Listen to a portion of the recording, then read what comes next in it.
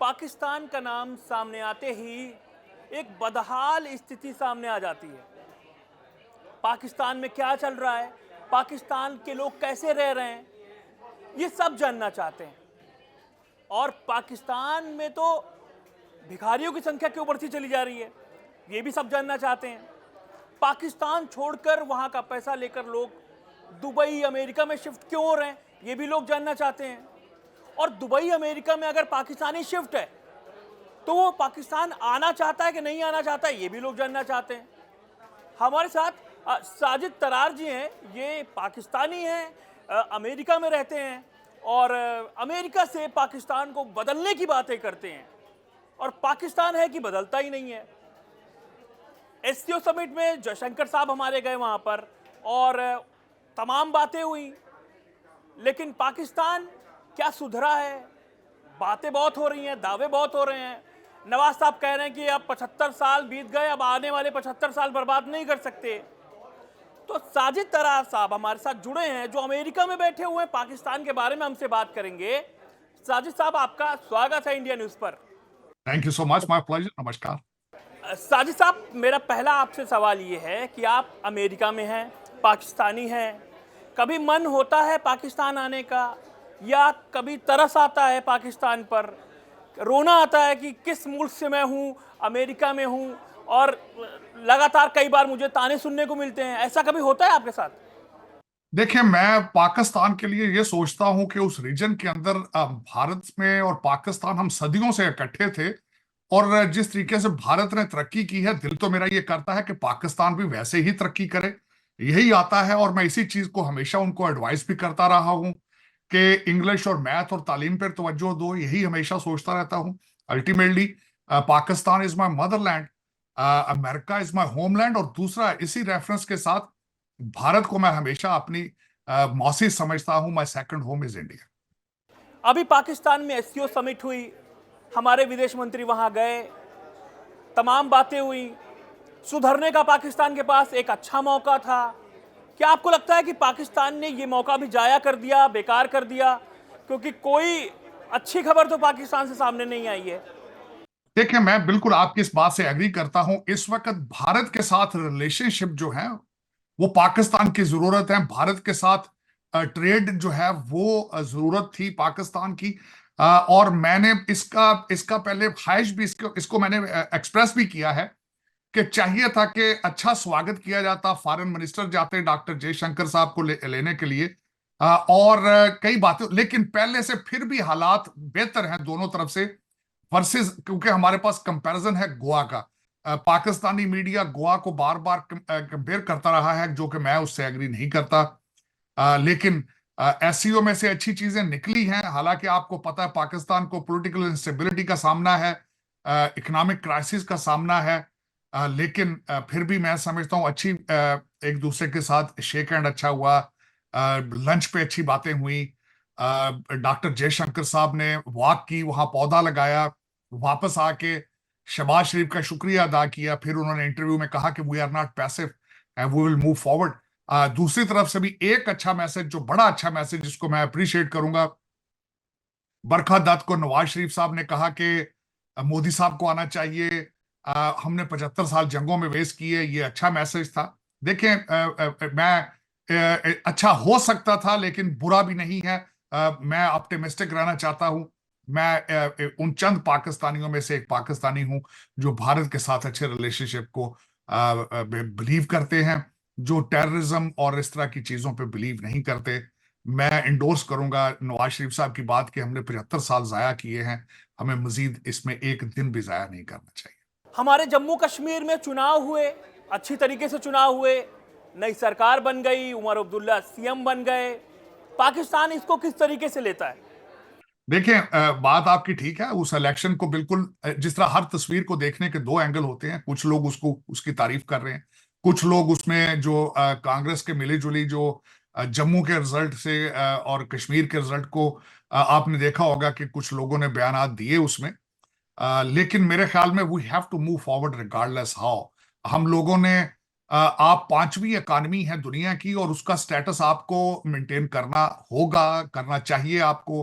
और move forward करने के लिए आप जब तक डायलॉग नहीं करते, जब तक चीजों को टेबल पर बैठ के सॉर्ट आउट नहीं करते, you cannot move forward with it. मेरे ख्याल में इस दफा एससीओ में पाकिस्तान ने एक स्टेप ये फॉरवर्ड जरूर किया है कि उन्होंने कश्मीर का जिक्र नहीं किया उसमें, और वापस आके डॉक्टर जयशंकर साहब ने भी शुक्रिया अदा किया पाकिस्तानी गवर्नमेंट का। तो ये सारी अच्छी पॉजिटिव चीजें हैं। अब देखें कि how we move forward with it. Pakistan में भूख है, गरीबी है, गैस के लिए लंबी लाइनें, आटा, चावल, तेल, दाल, सब कुछ महंगा है। आप अमेरिका में रहते हैं, आप किस तरीके से पाकिस्तानियों की मदद कर पाते हैं? आप बड़े कारोबारी हैं, कोई मदद आप भेज पाते हैं वहां से?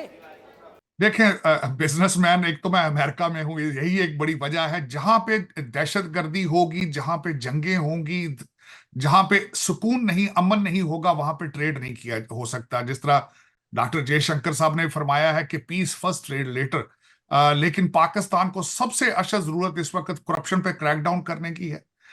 हर सिस्टम, हर डिपार्टमेंट, हर सिस्टम करप्शन से भरा पड़ा है। दूसरा सबसे बड़ा इशू जो है वो नेशनलिज्म का है। मैं हमेशा इस चीज की तारीफ करता रहा हूं कि मोदी जी जैसा लीडर पाकिस्तान को चाहिए। मोदी जी का सबसे बड़ा जो तोहफा भारत को है वो नेशनलिज्म का है। कॉन्फिडेंस दिया उन्होंने। इकॉनमी को ग्रो करने के लिए नेशनलिज्म और कॉन्फिडेंस बहुत जरूरी है। पाकिस्तान को मैं सबसे बड़ा हमेशा ये कहता हूं, तालीम पे तवज्जो दें, इंग्लिश मैथ पे तवज्जो दें, नेशनलिज्म पे तवज्जो दें, और करप्शन के ऊपर क्रैकडाउन करें। इसके बगैर you can not move forward with it.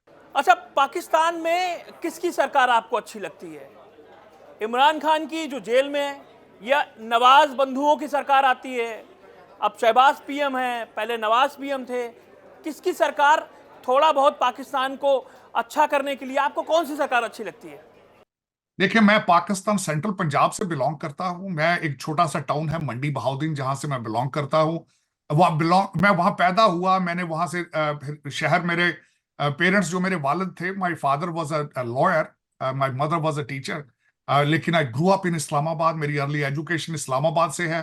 फिर मैंने लाहौर पंजाब यूनिवर्सिटी से लॉ किया, फिर मैं अमेरिका आया, फिर मैंने यहाँ से लॉ किया, यहाँ से पढ़ा। उसके बाद लेकिन देखो, इस वक्त अगर देखा जाए तो मैं पाकिस्तान में किसी भी पॉलिटिकल पार्टी को सपोर्ट नहीं करता, क्योंकि उन पार्टीज के अंदर पॉलिटिकल सिस्टम नहीं है। उनके अंदर दे आर, जिस तरह लेगेसी पॉलिटिक्स है, जिस तरह भारत के अंदर अगर देखा जाए last name Gandhi means everything, उसी तरीके से Bhutto last name means everything, वो Sharif last name means everything.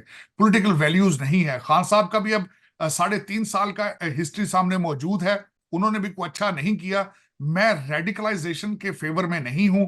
उन्होंने भी रेडिकल आइडियाज, उनको भी सोचा जाए तो तालिबान खान मशहूर है नाम उनका, लेकिन ये कि मैं इन चीजों पे बिलीव नहीं करता।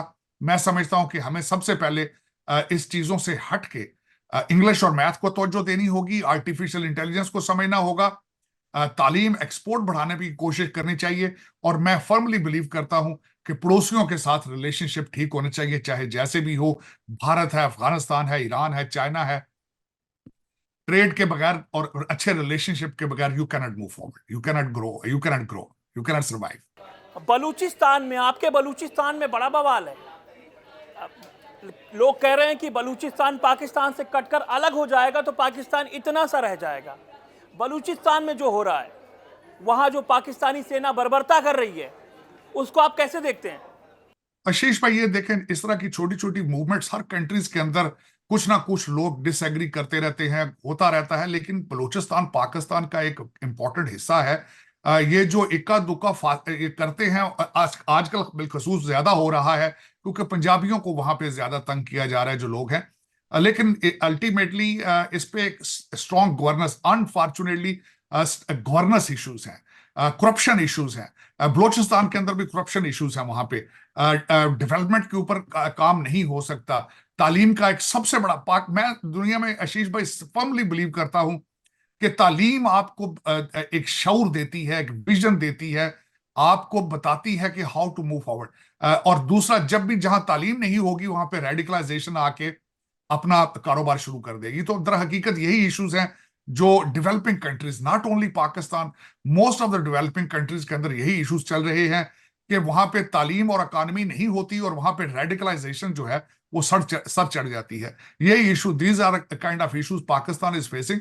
लेकिन governance is an issue. Governance 77 years एक दिन नहीं है। हमें 77 साल के नेशनलिज्म का प्रॉब्लम है। हमें नेशनलिस्ट लीडर चाहिए जो कि हमें अगली सदी के अंदर लेकर एंटर करे, जो तालीम की तरफ तवज्जो दे, एक्सपोर्ट पे तवज्जो दे, इंडस्ट्रियल रेवोल्यूशन लेकर आए। पाकिस्तान बेहाल है और आप कह रहे हैं कि इंडस्ट्री, एजुकेशन ही पाकिस्तान को सही रास्ते पे ले जाएगा। लेकिन जहां रोज बम गोले, अब जैसे दिवाली में पटाखे फटते हैं वैसे फट रहे हो, आम लोग मारे जा रहे हो, वहां कौन कारोबारी हिम्मत जुटाएगा? वहां कौन व्यापार लगाएगा? कौन इंडस्ट्री लगाएगा? आप लगाना चाहेंगे क्या? देखिए आशीष भाई, यही तो क्राइसिस चल रहे हैं। जब हम अफगानिस्तान में रशिया आया, उसके बाद पाकिस्तान के अंदर ये कल्चर जिसकी आप बात कर रहे हैं, ये इसने पलंपना शुरू कर दिया। हीरोइन आई, क्लाशनकोफ आई, बम आए, वहां से लोग आए और फिर उसमें चंद लोगों ने पैसे बनाए, वहां पे एक इंडस्ट्री बन गई टेररिज्म की। दैट इज, वही चीजें पाकिस्तान के लिए खुद खतरा बन चुकी हैं। यही तो मैं गवर्नेंस की यही बात कर रहा था कि ये सारी चीजें चेंज होने की सख्त जरूरत है पाकिस्तान में। और मैं आई am a big advocate of it. मैं बिल्कुल बिलीव नहीं करता किसी किस्म का टेररिज्म, चाहे कहीं भी हो। मेरे ख्याल में आशीष भाई, दुनिया के अंदर हर इंसान जो पैदा होता है वो कीमती इंसान होता है, चाहे वो किसी फॉर्म, शेप और किसी रिलीजन का भी हो। मारना एक दूसरे को, मैं तो किसी की फीलिंग्स भी हर्ट करने के हक में नहीं हूं। लेकिन ये फिर देखें, ये फिर एक मैंने जिस तरह आपको बताया है, आप डेवलपिंग कंट्रीज देख लें, जहां पे तालीम नहीं होती, इंडस्ट्री नहीं होती, इकॉनमी नहीं होती, वहां रिलीजन को कारोबार बना लिया जाता है और फिर वो सर चढ़ के बोलता है। और these are the crisis, these are the issues we are facing, the Pakistan is facing. अच्छा, अब बांग्लादेश की बात कर लेते हैं। बांग्लादेश में जिन्ना को खुदा मानने लगे हैं लोग, और जो बांग्लादेश बनाने में जिनका हाथ था, मुजीबुर रहमान, उनको छोड़ दिया है उन्होंने।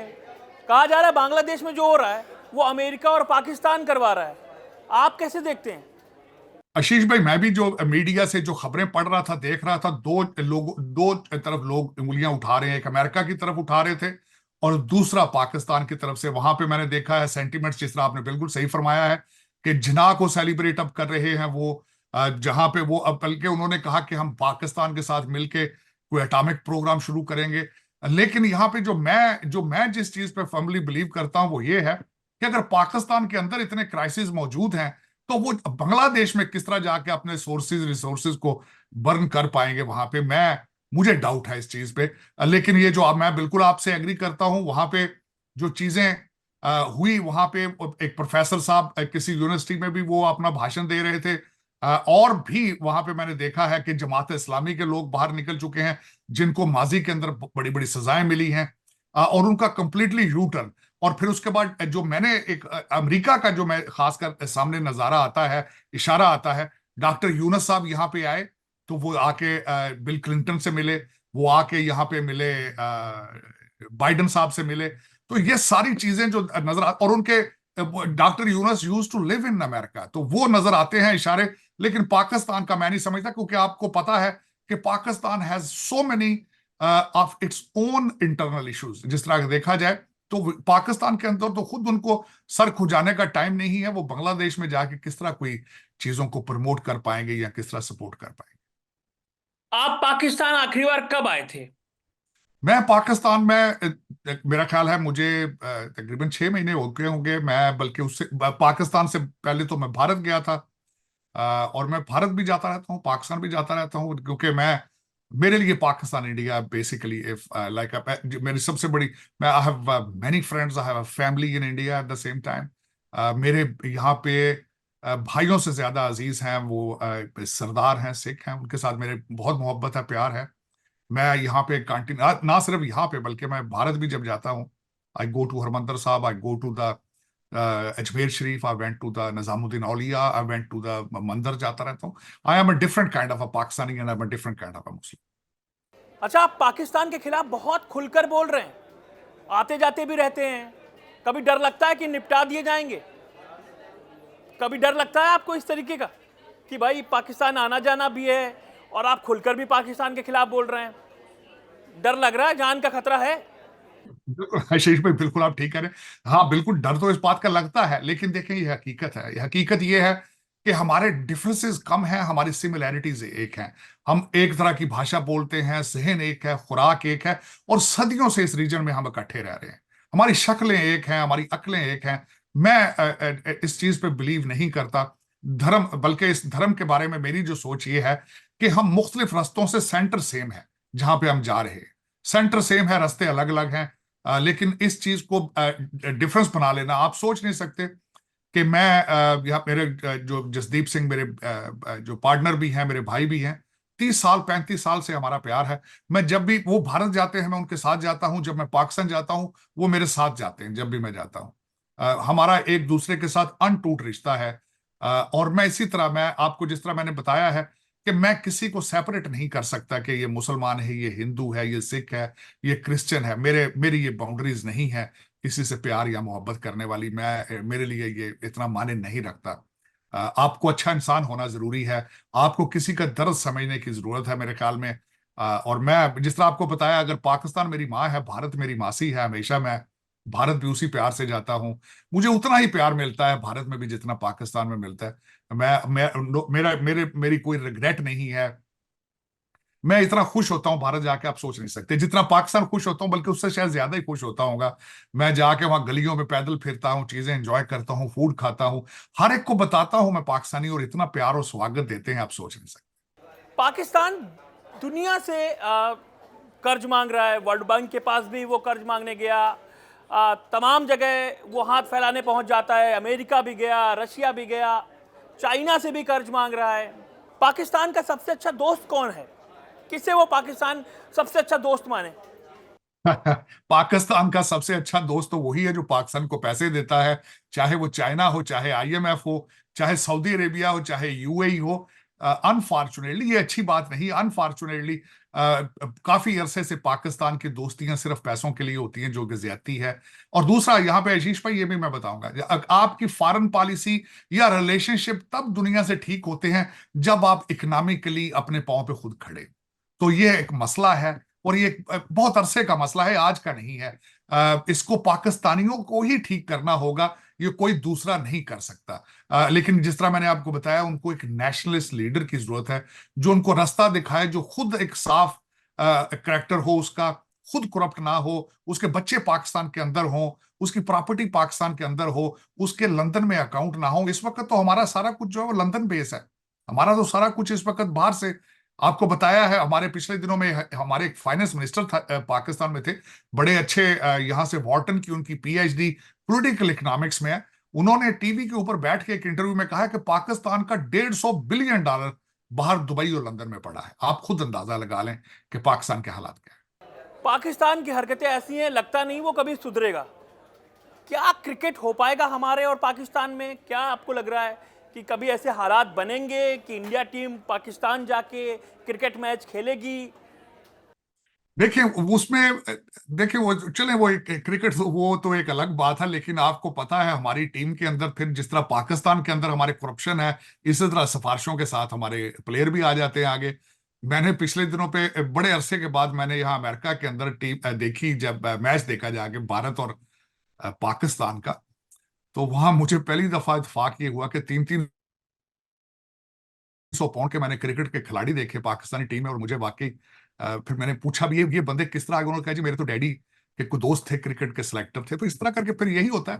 अब रिसेंटली 800 टेस्ट क्रिकेट में 800 रन आपने कभी सुना है कि किसी क्रिकेट टेस्ट में मैच में हुए होंगे? बस देखिए, फिर मेरे ख्याल में तो अगर मुझसे जाती तौर पे पूछा जाए, पाकिस्तान को क्रिकेट टीम की जरूरत नहीं है। पाकिस्तान के सोर्सेज रिसोर्सेज बर्न किए जाते हैं उस पर। पिछले दिनों एक स्कैंडल निकला था कि चाइना में एक हॉकी मैच देखने के लिए 40 लोग लेके जाना चाहते थे, 5 करोड़ रुपया पैसे मांग रहे थे।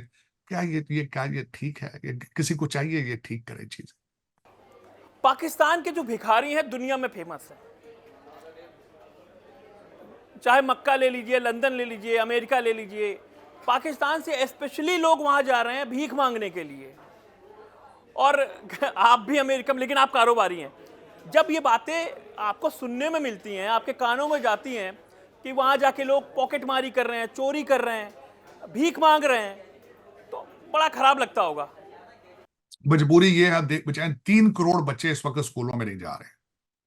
टोटल आबादी पॉपुलेशन 25 करोड़, 3 करोड़ बच्चे स्कूल नहीं जा रहे। 4 करोड़ के करीब अब भिखारी हैं। अब वो 3 करोड़ बच्चे जब स्कूल नहीं जाएंगे तो वो कहां जाएंगे, वो कहां से खाएंगे? वो यही हालात आप देख रहे हैं। ये यही बिल्कुल आपने बिल्कुल ठीक कहा। दुबई है, गल्फ के अंदर यही हालात है, सऊदी अरेबिया के अंदर हालात यही, सबसे ज्यादा भिखारी यही। अच्छा, फिर पढ़ना नहीं है, तालीम, स्कूल नहीं जाना, तालीम के बगैर आप कुछ भी नहीं कर पाते। मैं इस चीज पे बड़े इस पे कई आर्टिकल लिख चुका हूं कि ये ज्यादती है, इन बच्चों को स्कूलों में पढ़ाओ, खुदा रहा। लेकिन इशू ये है कि जो पॉलिसियां बनाने वाले हैं उनके बच्चे लंदन पढ़, हमारे जो एजुकेशन मिनिस्टर हैं उनके जब खुद के बच्चे लंदन पढ़ेंगे, उनको क्या जरूरत पड़ी है कि पाकिस्तान के बच्चों के की फिक्र हो उनको कि स्कूल जा रहे हैं नहीं जा रहे। यही ट्रेजेडी और आज की नहीं है। मुझे 35 साल अमेरिका आ गए और मैं 35 साल पहले भी इसी तरह के हालात की वजह से यहाँ आया था और आज भी वहीं के वहीं। ये ट्रेजेडी है। मैं इस चीज का कन्फेशन करूंगा, this is wrong, this is wrong. और तभी मैं हमेशा ये कहता हूं पाकिस्तान को एक नेशनलिस्ट लीडर की जरूरत है जो पाकिस्तान के हर बच्चे का जिम्मा लेके इनको स्कूलों में पढ़ाना है। इन्होंने बाहर जाके भीख नहीं मांगी। पाकिस्तान में ईश निंदा पर सजाएं हो जाती हैं, मॉब लिंचिंग होती है, पीट पीट कर सड़क पर मार दिया जाता है, जजों तक की धमकी दी जाती है, जजों को भी नहीं बख्शा जा रहा। वहां पर सड़क पर प्रदर्शन और कंटेनर वाले प्रदर्शन बहुत देखे हैं। क्या क्या लगता है इन सब चीजों से कभी सुधरेंगे हालात? ये भी वो डेवलपिंग कंट्रीज का इशू है, तालीम का ना होना और दूसरा एक्सट्रीमिज्म को प्रमोट करना। ये देखें, मॉब मेंटेलिटी ये भी एक क्राइसिस है। ये भी एक सोसाइटी के क्राइसिस में से क्राइसिस है कि लोग अदालतों पे बिलीव नहीं करते, कानून को अपने हाथ में ले लेते हैं। ये भी एक अनफॉर्चुनेट रियलिटी है जिसको मैं हमेशा कंडेम करता हूं, हमेशा कंडेम कि अपने हाथ में कानून ना लो। बल्कि मैं सबसे बड़ी बात तो आशीष भाई ये कहूंगा, किसी धर्म के अंदर ये जस्टिफिकेशन नहीं है कि किसी को, इंसान को मार के आप भगवान, खुदा, वाहे गुरु के करीब हो जाओगे। This is wrong, this is wrong. दुनिया के अंदर मैं बिलीव करता हूं आशीष भाई, जो भी रिलीजन अगर हेटरेड और वायलेंस को प्रमोट कर रहा है तो वो रिलीजन नहीं है। ये हम लोगों ने इसको तब्दील कर लिया, चीजों को हम अब्यूज करते हैं रिलीजन, और ये कंटिन्यूसली ह्यूमन हिस्ट्री है कि क्रिश्चियन करते रहे, दूसरे और रिलीजन करते रहे। लेकिन आई condemn that, this is not the reality, this is not a good thing. But Pakistan, जिस तरह मैंने आपको बताया कि हर सिस्टम क्रिपल हो रहा है, उसी तरीके से अदालतें और लॉ एंड, अगले दिन मैं देख रहा था पाकिस्तानी पुलिस जो है इज नंबर 1 और number 2 the corrupt police in the world. तो उसमें फिर जाहिर है जब पुलिस लॉ एंड ऑर्डर नहीं करेगी तो लोग फिर कानून को अपने हाथों में लेंगे। गलत बात, बहुत गलत बात। अच्छा, आपको लगता है इमरान खान कभी जेल से बाहर आ पाएंगे, चुनाव लड़ पाएंगे, कभी आर्मी उनको छोड़ेगी? देखें, सूनर और लेटर तो जेल से उन्होंने बाहर आना है, लेकिन ये मैं प्रेडिक्शन करूंगा कि वो जेल से आ भी जाएं तो पाकिस्तान को बचाने की सलाहियत नहीं रखते। उसकी वजह यह है, आज तक जो भी जेल में डेली बेसिस पे प्रेस कॉन्फ्रेंस करते हैं। एक पाकिस्तान ने बहुत बड़ा अचीवमेंट की है कि 5 स्टार जेल बना दी पाकिस्तान। वो ये है, उनके पास एक्सरसाइज मशीन मौजूद है, 2 मालिश करने वाले उनके पास मौजूद हैं, उनके पास अपना बावर्ची मौजूद है, काफी मेकर हैं, साइकिल हैं, सब कुछ है उनके पास। और डेली बेस पे प्रेस कॉन्फ्रेंस करते हैं वो। किसी प्रेस कॉन्फ्रेंस में उन्होंने इन 3 करोड़ बच्चों का नाम नहीं लिया जो स्कूल नहीं जा रहे। उन्होंने ये आज तक नहीं बताया कि पाकिस्तान की इकोनॉमी को मैं किस तरह ठीक करूं, इसका कोई जिक्र नहीं किया। आज तक किसी के मुंह से मैंने ये 2 फिक्रे नहीं सुने कि स्कूल, हम तालीम के बगैर आगे किस तरह जाएं। किसी के मुंह से मैंने ये अल्फाज नहीं सुने कि हम इंग्लिश और मैथ के बगैर गुजारा किस तरह करें, हम एक्सपोर्ट किस तरह बढ़ाएं, हम IMF से किस तरह जान छुड़ाएं। ये किसी के मुंह से मैंने अभी तक नहीं सुना। और यही ट्रेजेडी है पाकिस्तान की कि ग्रास रूट इश्यूज के ऊपर तवज्जो नहीं देनी। और जब तक ये कोई ये नहीं कर पाएगा, मैंने आपको बताया है कि पाकिस्तान को सिर्फ पाकिस्तानी ही बचा पाएगा। इस वक्त पाकिस्तान में बहुत थोड़े पाकिस्तानी हैं, जो भी हैं, जो इस पर रूल कर रहे हैं, 5-6 हजार लोग, वो सारे के सारे, उनके बच्चे बाहर हैं, उनकी बीवियां डुअल सिटीजन हैं, बच्चे उनके बाहर हैं, अकाउंट उनके बाहर हैं। वो पाकिस्तान को बचाने की कोशिश क्यों करेंगे? यही और ये मैं जो बात बता रहा हूं, ये कोई नई बात नहीं है। हर पाकिस्तानी को पता है इस बात, हर पाकिस्तानी, कि करप्शन हमें मार रही है, हमें लूट रही है। लोग डेली बेस पे बोरियों की बोरियां भर भर के दुबई लेके जा रहे हैं। आप इस वक्त किसी दुबई के किसी रियल एस्टेट एजेंट से जाके पूछ लें कि आपकी प्रॉपर्टी यहां कौन खरीद रहा है सबसे ज्यादा, 3-4 नाम आएंगे ऊपर नीचे। रशियन आएंगे, यूक्रेन के लोग आएंगे, भारत के आएंगे, पाकिस्तान के आएंगे। भारत के लोग तो चलो वहां बिजनेस करते हैं, भारत से लेके जाते होंगे पैसे, लेकिन हमारे पैसे कहाँ जाते? हम तो 24 दफा तो बैंकरप्ट हो चुके हैं। आईएमएफ जब बेल करता है आपको, तो आप बैंकरप्ट होते हैं तभी आपको बेल आउट करता है ना।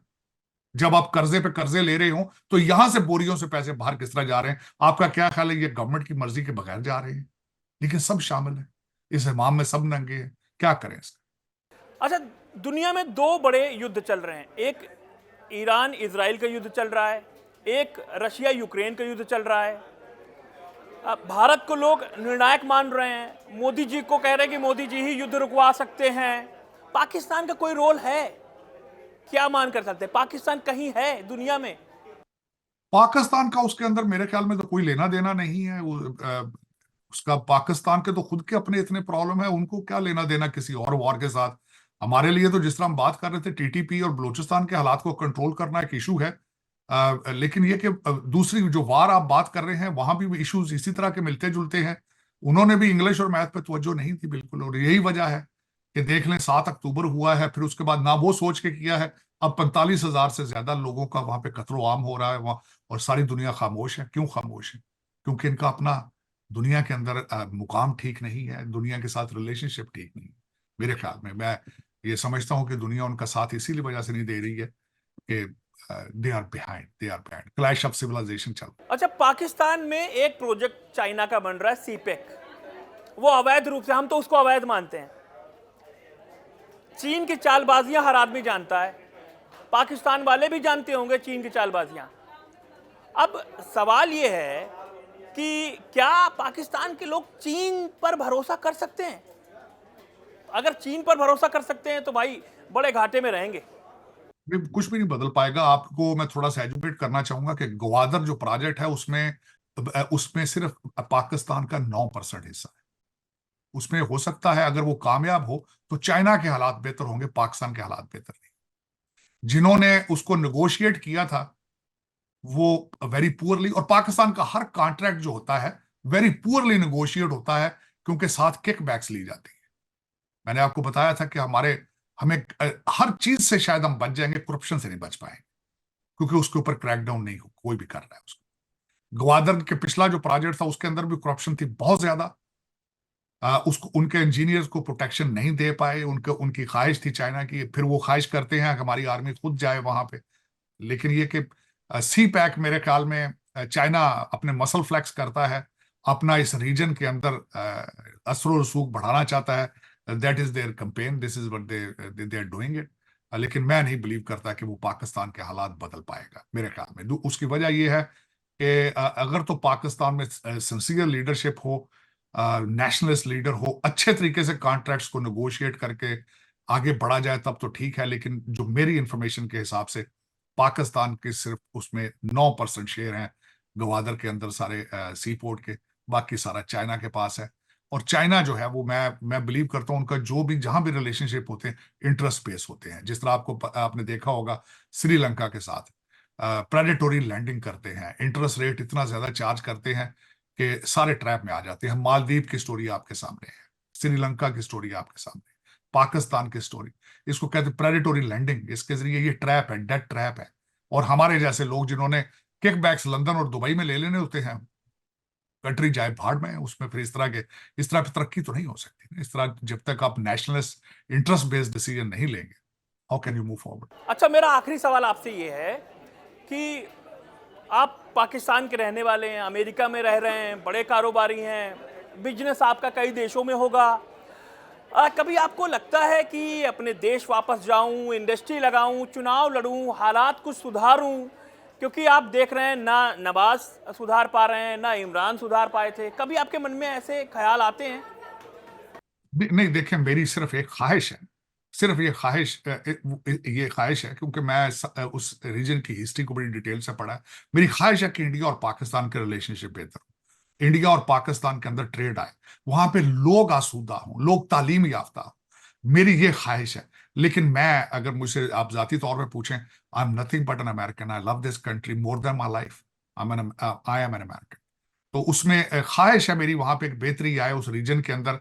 और अगर मैं इस चीज में पाकिस्तान और भारत के रिलेशनशिप बेहतर करने में कुछ अगर मैं अपना हिस्सा डाल सकूं तो वो डालूंगा, वरना अदरवाइज मेरा I have no interest going there and becoming a part of the political process there. मेरी इस तरह की कोई ख्वाहिश नहीं है। मैं दोनों पाकिस्तान को, I want to see Pakistan better, that is the desire. लेकिन वो कहते हैं हर ख्वाहिश पे दम निकले। अभी तक तो मुझे इसमें कोई बेहतरी नजर नहीं आ रही। अभी पहली दफा नजर आई है, मैं जिस तरह आपके सामने बैठा हूं, कि एससीओ मुझे इसमें भी, बल्कि डॉक्टर जयशंकर साहब का आना और कोई सख्त जुमलों का तबादला नहीं हुआ, अच्छी बातें हुई वहां से, इस पे मैं खुश हूं। पाकिस्तान को भी बल्कि मैं मुबारकबाद दूंगा कि इतने सख्त हालात के बावजूद they were able to hold the SCO. इस पे मैं वाकई उनको क्रेडिट दूंगा इस चीज का, और शुक्रिया अदा करूंगा कि डॉक्टर जयशंकर साहब भी आए वहां पे, अच्छी बातें हुई हैं। That's what I believe in. I believe in optimism, के जंगों झगड़ों के साथ you can not get anything out of it. चलिए, आपका बहुत बहुत शुक्रिया, धन्यवाद साजिद तरार साहब। आप हमसे जुड़े, तमाम पाकिस्तान के लोगों के बारे में बात की, पाकिस्तान के बारे में बात की। आपसे बात करके बहुत अच्छा लगा। नमस्ते।